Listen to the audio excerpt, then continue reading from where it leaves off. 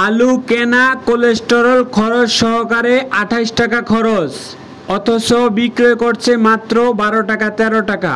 আলুর ব্যবসায়ীরা এবছর যে ধরাটা খেয়েছে বিগত 16 বছরে এমন কোনো ধরা খায় নাই। আপনারা দেখতে পাচ্ছেন এই দোকানে শত শত আলুর বস্তা, কিন্তু থাকলে কি হবে, ব্যাপারীরা লোকসানের উপরে লোকসান, যা বলার বাহিরে।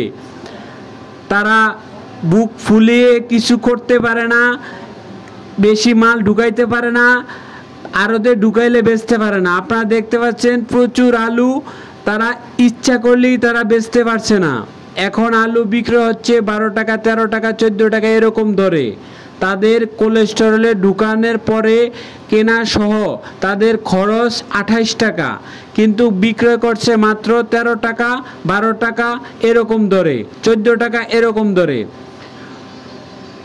আলুর ব্যবসায়ীরা এবছর শেষ, কৃষক শেষ, আলুর ব্যবসায়ীও শেষ, পুরা লস।